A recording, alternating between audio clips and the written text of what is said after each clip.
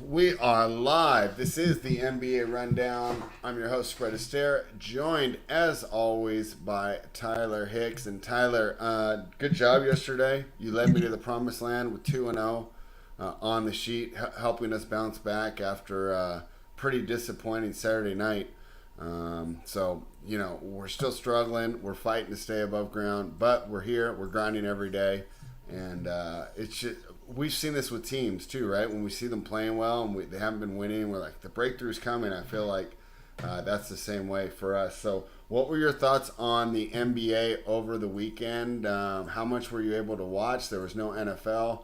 NBA should have taken center stage, but I wasn't really excited about a lot of these matchups as far as getting casual fans invested, and you and I have been monitoring this all year, so it didn't really feel like anything special to me. What were your thoughts about the weekend?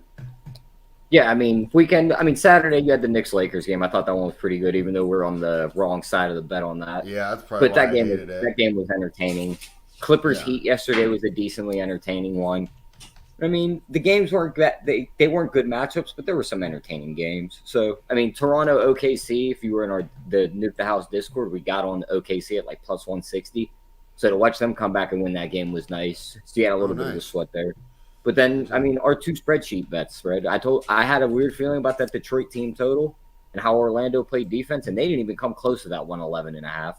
And then Clippers -4. It got a little sweaty, not late in the fourth. I'd say about halfway through the fourth. Then they pulled away, and it was just an easy cash. So hopefully we find a couple more plays like that today.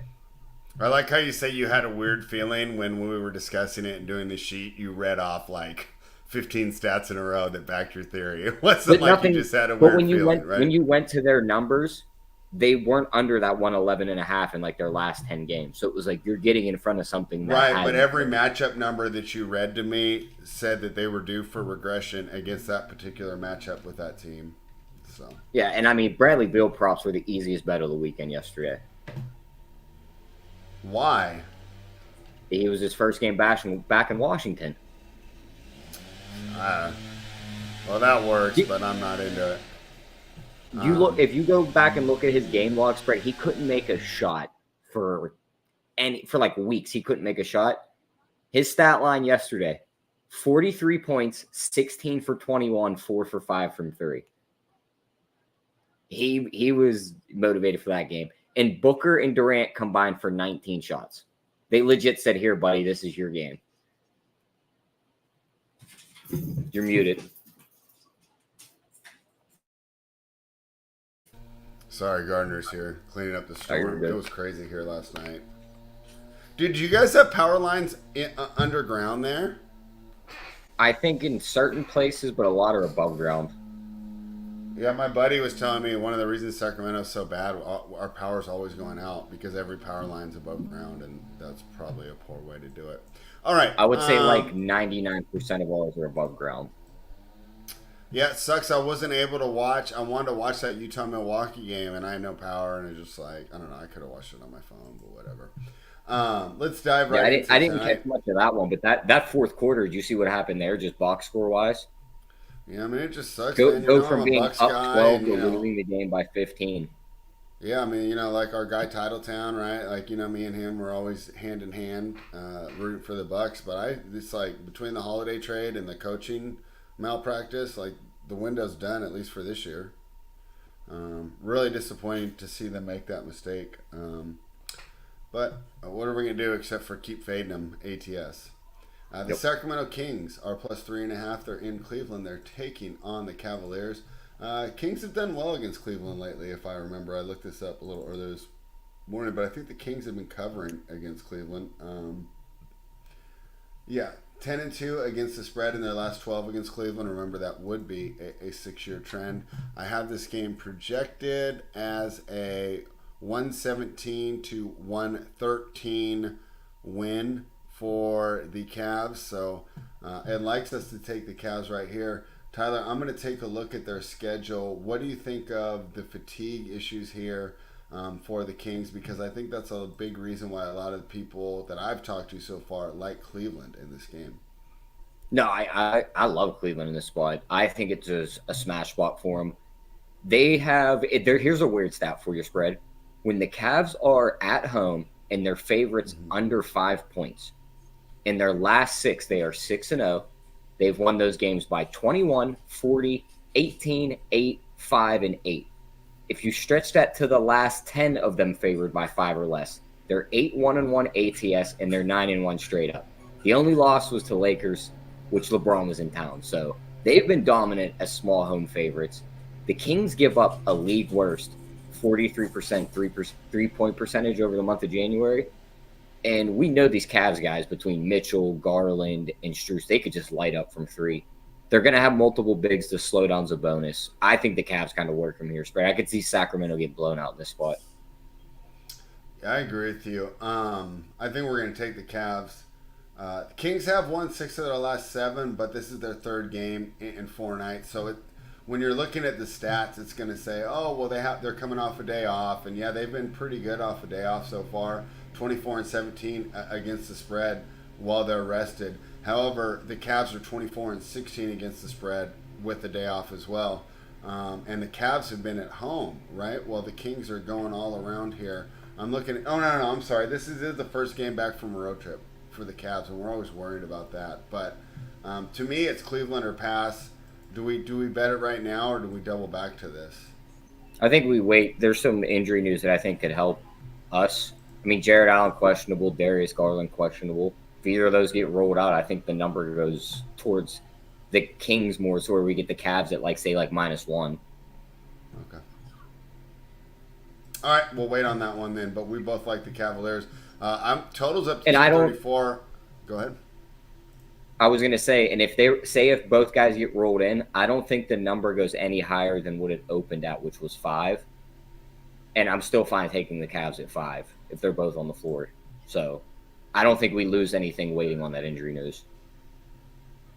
Sounds good. All right, but we both like the Cavaliers. Total's 234. I like the under if we were to play it, but I'm not dying to play it. Let's see what trends are. I think they're all over the place for this one. Yeah, there's no total's gone under 4 the last 6 times these teams have played. Under or pass here, Cleveland or pass. Anything else? I'm looking to see here's a Max Strus 3+3s and Cleveland wins at +320. I think that's definitely worth a shot. All right, sounds good. We just talked about them giving up a ton of 3-pointers. I mean, we know he can hit them. Donovan Mitchell 5+ and they wins +390. Is there a Garland one? Garland 3+3s in Cleveland when it's 6-1. One of those guards is going to hit a ton of 3s tonight. Yeah, that can be sure. And it's weird to see the Kings down here on the 234 totals. But running the numbers, they haven't been that impressive this year. They're only averaging 118 points per game. You contrast that. Last year, they were averaging over 120 points per game. So they're not this tame, auto-over team that they were last year, like Atlanta is, like Washington kind of is, like Indiana definitely is. So be careful on that Kings total. I know in our head we have them pegged as this over team, right? And I always message you, we're never taking it under in the Kings game. But I think now some of our assumptions about this team have been proven false as they continue to develop. All right. Cavs and the under for me there. We'll see if we officially bet either one. I think both of them are pretty attractive. The Dallas Mavericks are -3.5 in Philadelphia, taking on the 76ers.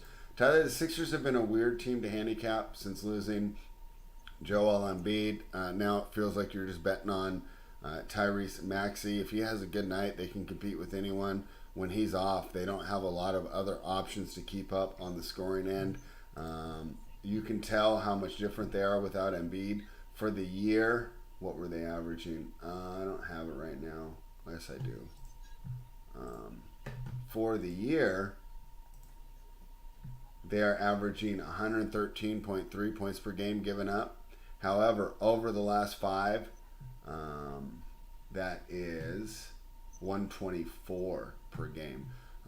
So this team is quite different without Embiid in the lineup. They play faster, and they're not as good defensively. That's why this total is 244, because Dallas is putting up a lot of points so far this season. A couple other trends before I throw it to you, Tyler. Let me see how these teams have fared against each other.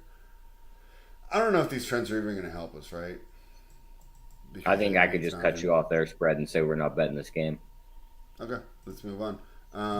If I were to bet, yeah, I'm not going to bet this game. All right, the LA Lakers. Dallas is in trade rumors. Like I think you could see a bunch of pieces get moved from there to try and bolster that roster. So I want nothing to do with them. We don't know what Philly's going to do now that Embiid's down with an injury for we don't know how long. Do they still move pieces and try and get the roster ready for when he comes back? Do they just chalk up this year as a loss? Like I think they'll I move want, pieces and try and get ready for him to come back. I'm thinking that too. Is so I just want nothing to do with this game. It Trade could deadline's it could be a Thursday. blessing disguised. It could be like the bubble all over again, where Embiid misses all this time, and then April gets here and he's fresh and he's not jacked up like usual. Yeah, So, we shall see. all right, let's stay away from it. The Los Angeles Lakers are minus 12.5. They're in Charlotte taking on the Hornets. The total's 226. Tyler, yesterday, I'm not I letting you wanted do to this take. again. I'm saying that right now.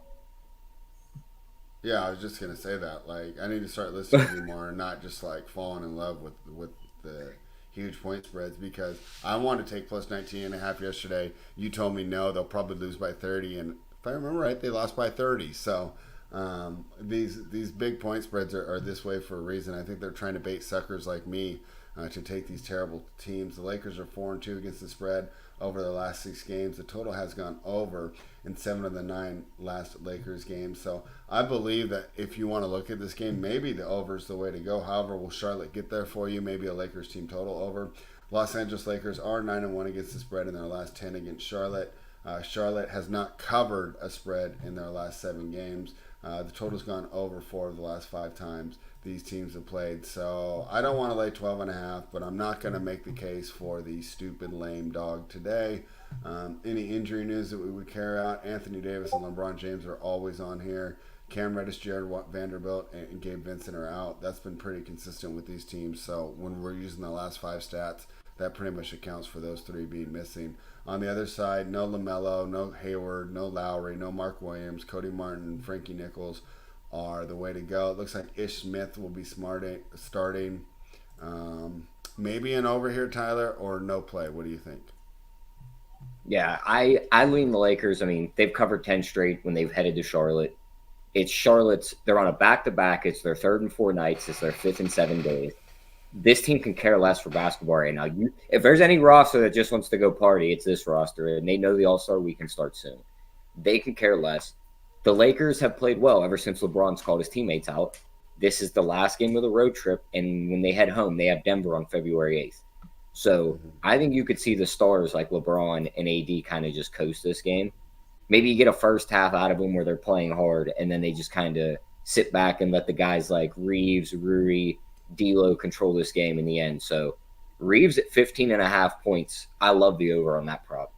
He's hit it in I believe 5 of his last 6. He's playing 33 plus minutes. He's getting a ton of shots, and he's in a good matchup here. Charlotte can't defend anything. If the Stars do start to coast, he's going to take over the game. I like that. I like him 20 plus, and they win at plus 220. I think that's a good way to get on this game. So love the Reeves props, and if you want to target some D'Lo ones, I don't hate that either. Yeah, 2 unattractive games right there. This next one, I think it's attractive, but I don't have a side. But I could see us get. I mean, it's not like I don't know. Both the Lakers and the Mavericks, I'm so easily to just cross off my list. This one, I don't have a side, Tyler, but I couldn't be persuaded. The Golden State Warriors, who let us down on Saturday night, but they suffered some injuries in that game, and we got a bad foul call on Kuminga that dropped him out of the lineup. I think we could have got there with it. Now when I'm looking at Golden State tonight, Dario Saric is probable. Andrew Wiggins is doubtful. But Kuminga will be playing for Brooklyn. Dennis Smith is probable. No DFS, no Day'Ron Sharpe, no Ben Simmons. I don't know.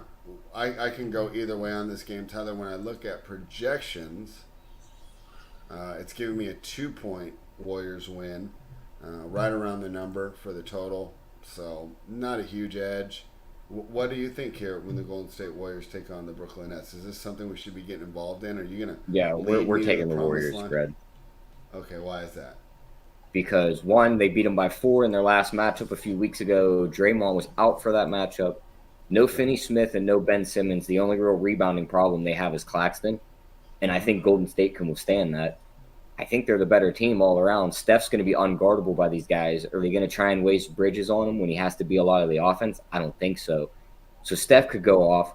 This team is very susceptible to backdoor buckets. Like they give up so many backdoor cuts where guys just cut in, either catch an alley oop or lay a bucket in. That's like the Draymond special where he stands at the top of the key, throws it over everyone's head, and Kuminga or one of these guys just kind of does a little dunk, or they work it around and Steph hits a three. They're coming off a loss. They are fighting for their lives in the playoff picture. We talk about that all the time. And if Kuminga probably doesn't foul out and Steph isn't on his own in that Atlanta game, they probably win. I think they're the better team. I don't trust Brooklyn at all. I'm on Golden State here, and I love the Kuminga over 26.5 points plus rebounds. His only real rebounding threat we talked about was Claxton. He's going to get all those backdoor buckets. He scored 20 plus points in 5 of his last 6 also. It's just a perfect matchup. So I love that. I'll even sprinkle on his double-double at a nice plus price because I think he does good in this game. And I think the Warriors win. Golden State is 6-3 against the spread in their last 9 games. However, they're only 3-10 against the spread in their last 13 in Brooklyn, and 1-5 in their last 5 road games against Brooklyn. But if you say bet the Warriors, I will join you there. No I thoughts mean, on the total how for me. often would you say a team that ranks second in offensive rating over an entire month of January is as bad as the Warriors has been? These games have to start falling in their favor. They always lose these games by like 1 or 2. Some wacky stuff happens late. Like they're going to start ripping off wins, and you're going to have them as a dog or like these pick'em games. So I think this is one of those spots where they start to pick up wins. I'm on Golden State here. And All also right. for that Kuminga prop with Wiggins doubtful, that just means more minutes for Kuminga. So, and it looks like Moody will be back also. That's another body that they can use that can hit threes. My concern is they look pretty bad with Wiggins out. They seem like they just can't get stops. How many guys are you worried about on Brooklyn? Mm, Cam Atlanta's Thomas, more Mikal offensive. Bridges. Atlanta's got way more guys that can just be like, all right, we're just going to play an offensive up-tempo game. Like, you got to try and score with us, and they couldn't. Yeah, Slid on that's fair. Bridges, that's kind of it. Yeah, that's true. All right. Well, I'll join you on the Warriors if you say so. Speaking of Yeah. Atlanta, they're at home. They're hosting the Los Angeles Clippers. They're catching 4.5 points. The total is 244. I didn't know what to make of this one. I mean, I'm fine fading Atlanta every night. We got a nice win with the Clippers yesterday. The Hawks had yesterday off, so a little bit of rest advantage there for the Hawks. Clippers, however, are 7-2 against the spread in their last 9. They're 4-1 against the spread in their last 5 against Atlanta. Total's gone under in 6 of their last 7 road games. And let me look overall um, how we're feeling about this team off of back-to-back. So far this season, off of back-to-back, they're 4-3 against the spread. I mean, all the Hawks ATS numbers are going to suck. They're 12-28 after a day off against the spread. So overall, Clippers are 27-21 against the spread this year. Hawks league worst, 14-35 and 7-18 at home ATS, while the Clippers are 13-12 against the spread on the road. To me, it's Clippers or pass, but I don't love this spot. Coming off that nice win that we had yesterday against Miami, do we go back to the well with the Clippers, or do we take our money from yesterday and wait for a better spot with this team? We worried. Are we worried that they spent? I mean, this is like two cities. Like you just don't want to bet teams. Like if they had any time, any free time, like these guys in Miami or Atlanta are just in the clubs. We know how it fares when we see guys after those kind of games. They just go out and lay a dud. Yeah. The Clippers are in the same situation Charlotte's in, back to back, 3rd and 4 days, 5th and 7 nights. But they've been so good, and they're such a deep team that and they're playing the worst ATS team. They match up very well with them. You look at their minutes last night, Harden played 42. That was like that was the only guy over 40 minutes. Next highest was Kawhi at 35. Paul George played 33. Then you had 3 guys off the bench play 28, 26, 23. So, like, I'm not really worried about these guys being super fatigued because they spread their minutes out a lot. Maybe we see Harden as a late add to the injury report and he sits, but just plug Russ in as the point guard. It's the depth of this team. I trust the Clippers. I think it's the same thing as the Knicks. Like, how many times were we just bet the Knicks and it's like, all right, we made so much money off of them. Like, if we lose, we lose. We lost the Laker game. It sucked, but we shouldn't have lost that game. We were still up money. This is the same spot the Hawks were in against the Thunder, too, earlier in the year, where everyone bet the Hawks. It looked like the easiest bet on the board that night. And then halfway through the second half, the Thunder roared back and made it a game. I think the Clippers are a better version of the Thunder. I think that was the opposite, Tyler. What do you mean? I thought that was one of the weird games where the Hawks had a nice second half. I thought the Hawks. No, they ran out to a lead, and the Thunder started to come back in that game. Oh, okay, my mistake. Yeah. So I think this is the spot where I trust the Clippers. They've made me a lot of money recently. I'm taking the Clippers again -4. I got 4.5. Okay. The Toronto Raptors. Looking at injury report, it's like Zubac is probably going to play. Paul George will play. Like, Paul George had a bad shooting night. It's a perfect bounce back spot for him, too. So I'm taking the Clippers. Okay. The Toronto Raptors are +11 in New Orleans taking on the Pelicans. This has been a long road trip. And initially, when I saw this matchup, I thought I was going to be all in on the Pelicans. Credit to the sports books for putting this line where it became unattractive. This is so much higher than what my projections would come out to here. I have this as like a 5-point game. So obviously I was not accurately accounting for fatigue. We look at Toronto. This will be the 5th game of their road trip. They played in OKC yesterday. Oh, they actually covered that depending on when you bet it. They were +8.5. The final score was an 8-point win. They got blown out in Houston, and they got a nice win in Chicago as dogs. Before that, they covered but lost against Atlanta. The Pelicans, on the other hand, are coming off a 2-game win streak. They just won 2 road games. This will be their first game back at home. Another reason why I think the -11 is too high. I don't really want to get involved in this game, Tyler. I think the Pelicans are going to smoke them. I just don't know if they're going to cover. Can't set the number high enough. Remember that Jazz game about a few weeks ago spread? Mm-hmm. Where it was like, the Pelicans, they're either going to pound them or they're going to lose outright. Mm-hmm. Toronto just played a double overtime game in OKC last night and has to fly to New Orleans, who has 3 days off in that same situation they had against the Jazz. If we go back and look, every time this team has 3 days off, they absolutely maul the next team they play. Toronto's already sitting guys. I think you can't set this number high enough. I think the Pelicans win this game by like 30. All right, let's do it. So it looks like we like the Warriors, the Clippers, the Pels, and the Cavs. Tyler, a bunch of favorites today, but that doesn't surprise me because we've been playing a lot of dogs lately, and we know how that can kind of go back and forth. So let's see if it's a chalky Monday. But are you willing to join me on the Cavaliers? Because you've talked me into the Warriors, the Clippers, and the Pelicans. Yep, I'm on the Cavs too. So those are the plays. I gave a couple props too. Gave the Reeves over 15.5. Gave the Kuminga over 26.5 points plus rebounds. And maybe we'll build a little long shot parlay here, spread to end the show. Let's do it. What do you like? Let's see. In that first game, Cavs, Kings, do we want to go with that Strus 3+3? Because we know Garland might be out, let's use Strus. Okay. Because I don't want to give Garland out and then he gets voided. So Strus 3+3s and the Cavs win. Let's jump down to that Warriors game. Kuminga rebounds. Let's see what his performance double is set on his rebounds. Because if we might just pre-build one too to see if this number's too high. Actually, we're going to have to make it anyway because they don't. Oh, never mind. Here's one for him. Kuminga 20. His 8+ rebounds and win the game is +290. What's his actual rebounds prop?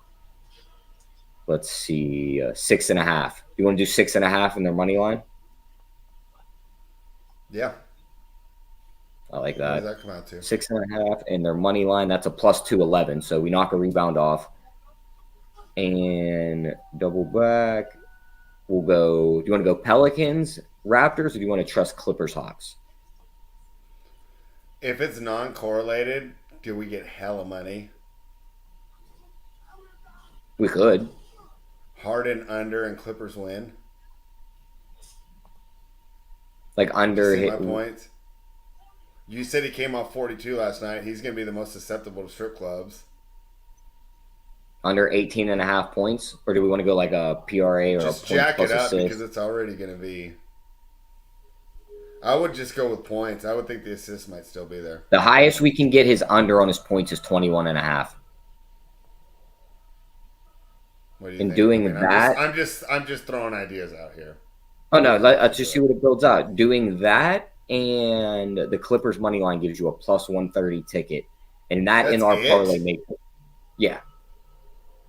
Well, because that under 21.5 is minus 300. Okay. Yeah, and they're minus 173 on the money line. Okay. And I also feel like it's not as correlated as those football parlays where it's like, well, if this dude catches a touchdown, how often is he going to go under 2 catches? You know what I mean? Yeah. Okay. So, Pelicans. let me check the seems pretty easy. Yeah, I was going to check performance doubles for this Hawks game real quick, see if there was any that stood out. Do we really want to trust Kawhi in this matchup, or do we think he could sit too? Because I'm not seeing any PG ones listed. So if Kawhi sits, let's jump we're back. not going to be happy, are we? I don't think he sits, but you know, I don't see any. I don't see any either. But with it being the 5 and 7 days, like I think that's one of those thoughts that ran through my head. Looking at this performance doubles for the Pelicans game, any specific guy we want to target? An Ingram, a Zion, Joe Val, CJ?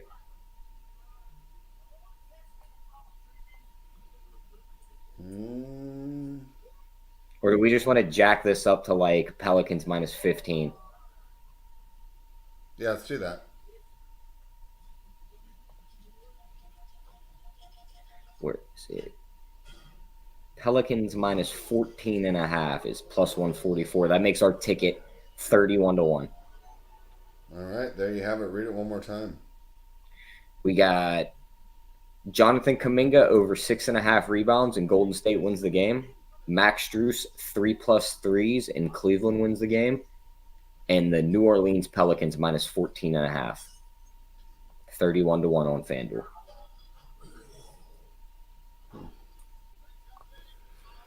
All right, there you have it. Read it off one more time, and then we'll call it a show.